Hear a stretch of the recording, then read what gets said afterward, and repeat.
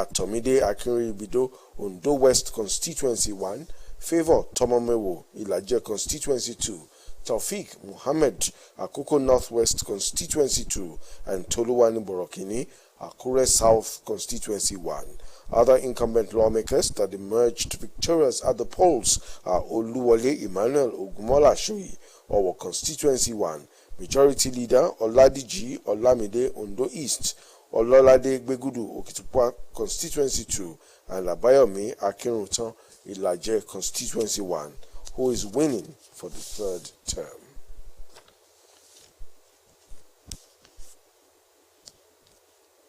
In the meantime, electorates have called on the Independent National Electoral Commission, INEC, to always have an emergency response plan when it encounters any technical glitch during elections to avoid delays and ensure smooth electoral process. The call became imperative as the bimodal verification and accreditation system beavers in some polling units in Ile-Olujo-Okigbo local government malfunctioned, thereby causing a delay in the conduct of elections in that area.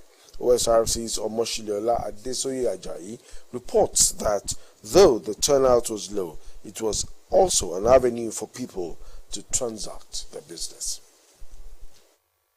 At Ile-Oluji Ward 4 Unit 6 and 9, as well as Ward 1 Unit 2 polling units, election commenced as scheduled but with low turnout of people. Also at Okigbo Ward 7 Unit 13, the exercise was peaceful as INEC and party officials commended the peaceful conduct of the people.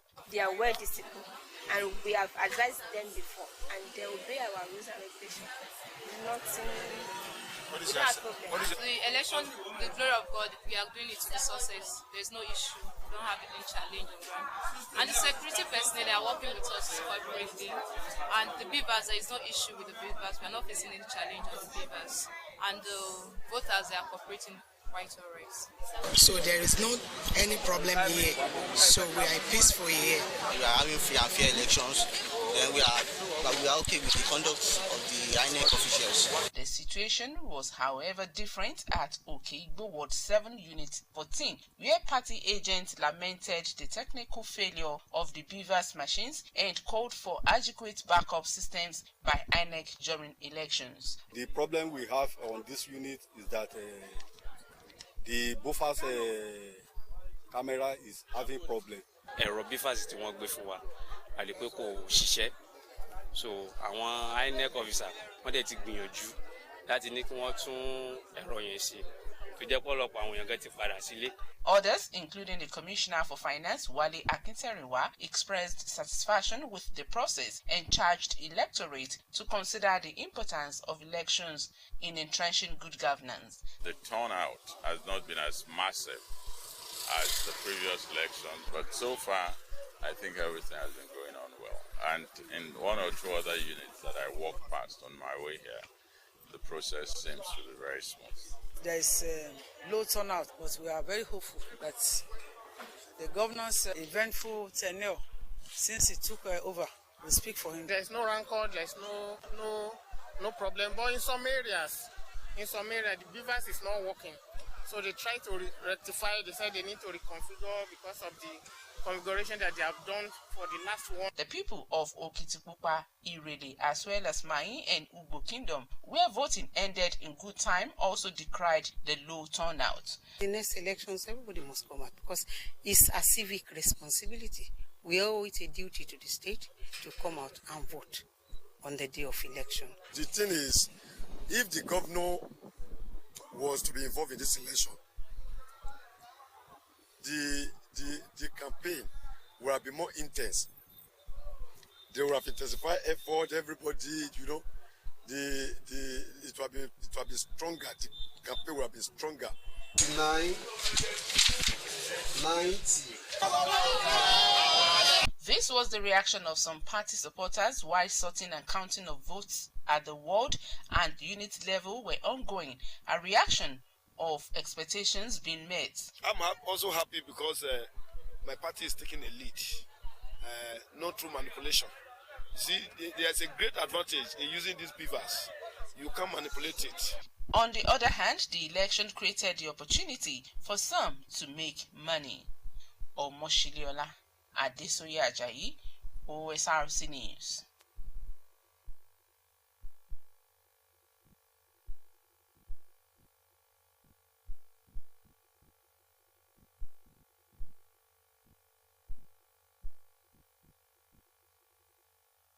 Staying with yesterday's elections, the governorship candidate of the People's Democratic Party (PDP) in Oyo State, Seyi Makinde, has been declared winner of the election by the Independent National Electoral Commission.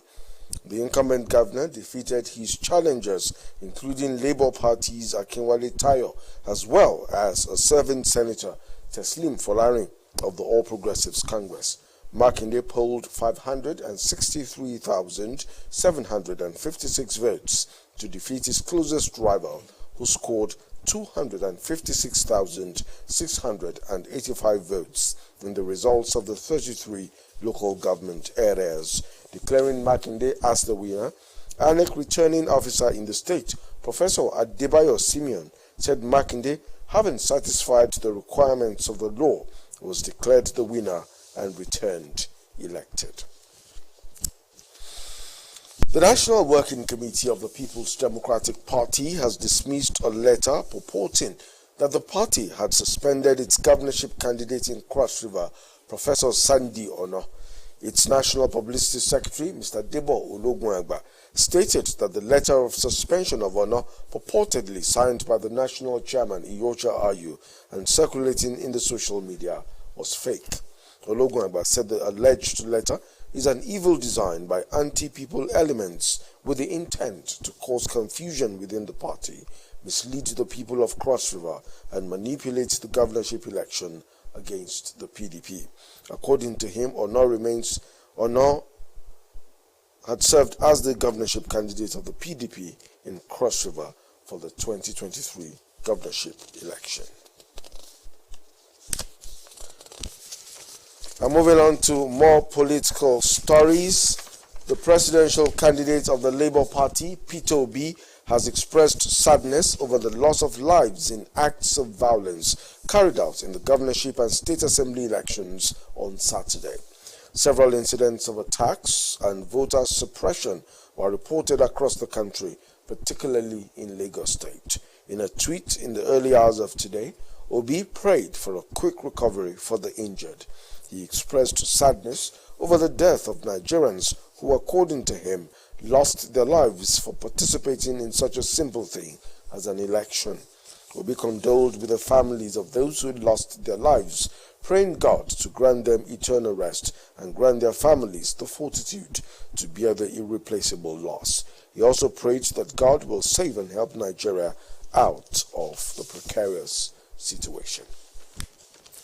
In Kano State, police authorities have arrested 161 persons for ballot box snatching and other electoral offences. Among the suspects is the present House of Assembly member, Isiaku Danja. The Kano State Commissioner of Police, Mohammed Gumel, in a briefing said the suspects were arrested for carrying out the acts during the governorship and state assembly elections in the northwest state. Aside ballot box snatching, some of the suspects were nabbed for vote buying and attempting to burn an office of the Independent National Electoral Commission (INEC). Some weapons were also recovered from them. The Socio-Economic Rights and Accountability Project has filed a lawsuit against President Muhammadu Buhari and the National Broadcasting Commission for allegedly threatening to revoke the license of broadcast stations in the country and shut them down over their coverage of the 2023 general elections. The NBC had last week reportedly sanctioned 25 broadcast stations and issued final warnings to 16 others for allegedly violating provisions of the Nigerian Broadcast Code during the February 25 presidential election and National Assembly polls. But in the suit, Serap is asking the court to determine whether the broadcast code used by NBC to sanction some broadcast stations and threaten to shut down others is not inconsistent and incompatible with freedom of expression access to information and media freedom. In the suit, Serap is asking the court for a declaration that the sanctioning of some broadcast stations and threat by the NBC to revoke the licenses and shut down other stations for their unlawful coverage of the general elections is unconstitutional and unlawful. Moving on to security matters, barely 24 hours after gunmen killed a major and 4 soldiers in an ambush attack in Igu village, Munya local government area of Niger State, the Nigerian Air Force has carried out a major offensive against bandits, killing scores of them in multiple airstrikes on their hideout. The airstrikes were carried out on the bandits' hideout in Kamache in Gazai Ward, Sohon Kabula village, all in Munya local government area of the state, when the bandits were said to be regrouping after the killing of the major and 4 other soldiers. Also killed during the ambush by the bandits were 4 local vigilantes, while several others, including some soldiers, were injured. The State Commissioner for Internal Security and Humanitarian Affairs, Emmanuel Umar, who confirmed the air raid, declined to comment further. You're watching the news at 7 on OSRC television. You can also watch us live on our website, www.osrc.ng, or follow us on Facebook, OSRC TV Ondo, and on YouTube you can subscribe to our channel, OSRC TV Ondo. The news continues shortly. Please stay with us.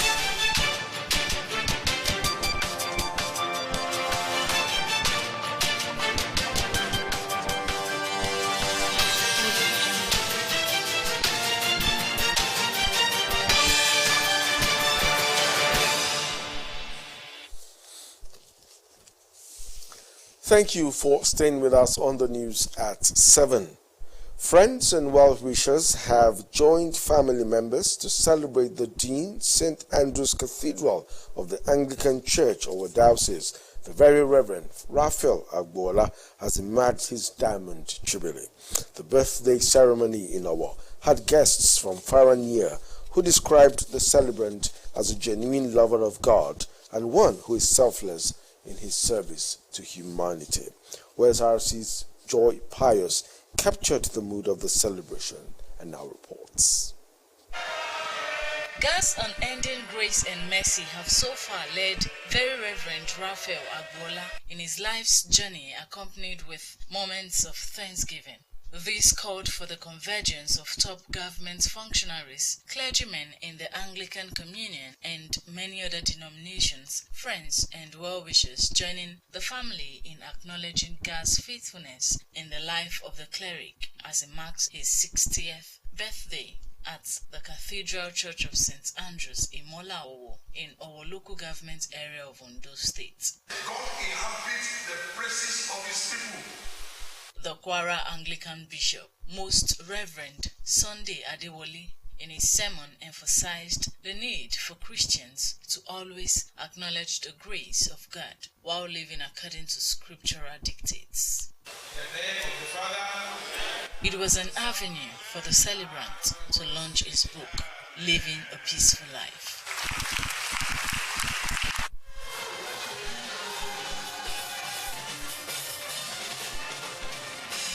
The wife, Mrs. Blessing Agbola, children and other eminent Nigerians extolled the virtues of the celebrant. Always as I married him, I call him father because I lack paternal care.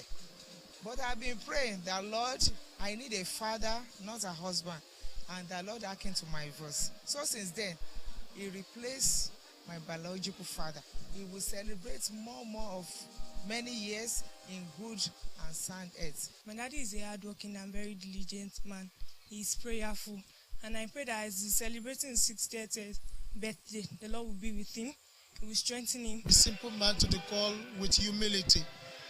Each time you approach him with a sense of humility, with all within his power, solves your problem. In everything he does, you see God, you see manifestation of grace. Has been a very nice, humane, hoping, and dynamic person. After the church service, entertainment of guests followed as the celebrants took to the dance floor, ushered in by family and friends. Acknowledging the show of love, the celebrants ascribed his life's experience to the loving kindness and mercies of God. It is by His grace that I'm alive. And this is why this program, I organize it so that all glory can be unto Him alone. The Bible says His glory He will not share with anybody. So I thank Him most sincerely from the depth of my heart, for thus far He has helped me. Very Reverend Raphael Agbola, who was born on the 16th of March 1963, is said to be an infectiously humble man, a man helped by God to take over generations, and a true man of God with an excellent leadership style. Very Reverend Raphael Agbola is currently the chairman of Ondo State Christian Welfare Board. Joy Pius, Osrc News. This is wishing Very Reverend Agbola many more decades in good health and many more years in the vineyard of the Lord. Okay, more celebrations for you tonight. The former diocesan president of Catholic Women Organization, Ondo State Chapter, Mrs. Catherine Afangile, has attributed her successful sojourn on earth so far to the unending love of God as she marked her 70th birthday. At the Thanksgiving service held at Mary Queen of Angels Catholic Church, Akure, in honor of the septuagenarian, Mrs. Catherine Afangile was full of praises to God. Joy Pius again has details.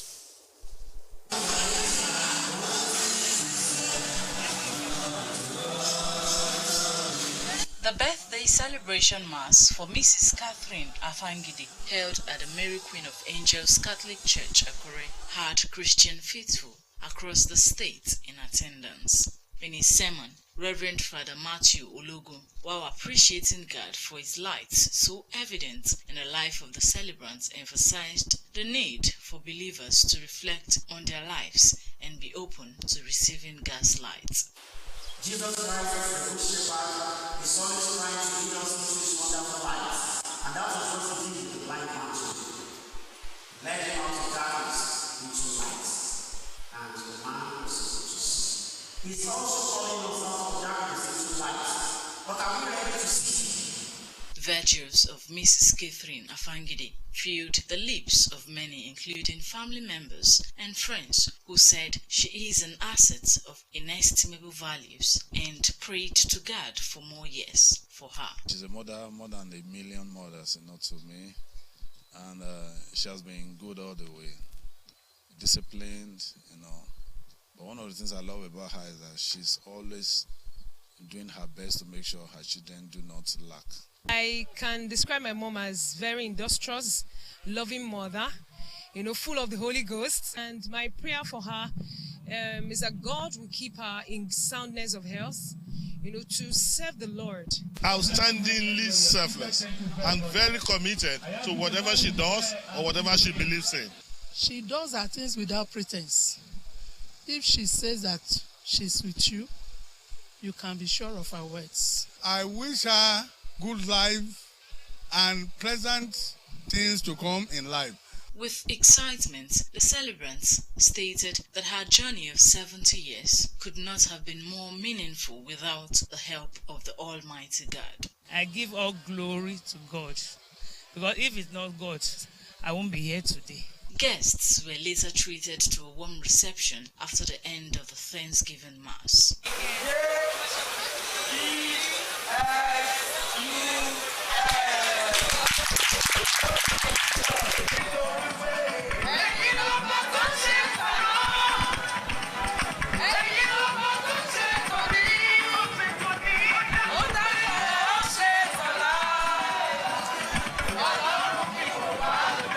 Mrs. Catherine Afangide, who hailed from Delta State, was born on the 19th of March 1953. She was the former diocesan president of the Catholic Women Organization Ondo State Chapter, a sportsperson, a caterer, and teacher. Mrs. Catherine Afangide retired as headmistress of St. James Primary School, Akure, in year 2014. Joy Pius, OSRC News. Of course, congratulations are in place for Mrs. Afangide, and here's wishing her very many more years in sound health. Ondo State Governor Oluwarotimi Akeredolu has mourned former Deputy Governor of Ekiti State, Chief B.C. Egbeyemi. The governor said the demise of the former Deputy Governor is a huge loss to the progressive family, Ekiti State, and the country at large.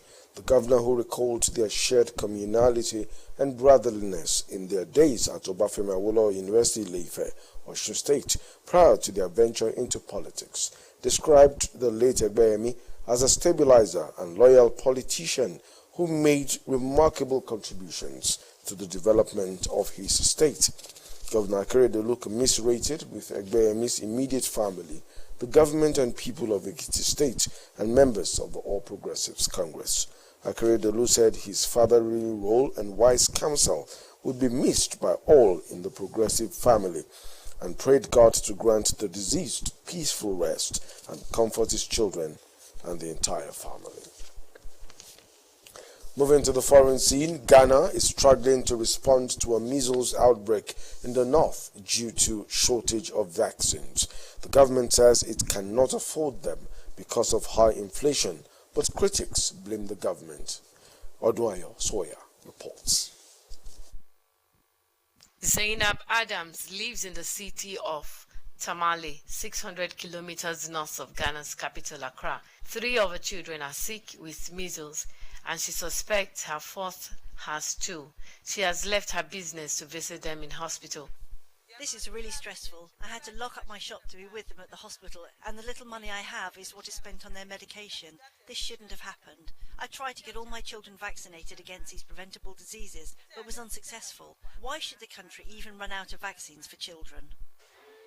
Zainab's children are among scores who have fallen ill since October last year during an outbreak of measles in the north. The United Nations and Ghana's health minister say children have not died from the disease in the country for nearly 20 years. Now, 5 are suspected to have died since the start of 2023. Many health workers say that could have been prevented by vaccination. We realize that over 80% of the patients that we got between last year and now had not received the immunization. Either they have not received anything, or they received just a single dose. 6 standard childhood vaccines are made available in Ghana through the UN and the Global Vaccine Alliance, Gavi. The government-funded vaccines, including for measles, ran out. It blames an inflation rate of more than 50%. Our role is also to reach out to our various offices across the globe to see whether some friendly countries can lend some of these vaccines to countries so that they fill the gap. Ghana is among many African states whose vaccination programs were brought to a standstill during the pandemic. The government acknowledges there are shortages, but says it has managed to get some new deliveries. But they have come too late for Zainab's children, and she can only wait and hope they recover. Oduayo Soya, OSRC News. Still from the foreign scene, in the Democratic Republic of Congo, attacks by the M23 rebel group have displaced more than 800,000 people since last March. The group is widely believed to be backed by Rwanda and continues to seize territory in the east despite regional efforts to end the violence. M23 killed him. As we were running away, they caught us and separated the men from the women. Many men were taken.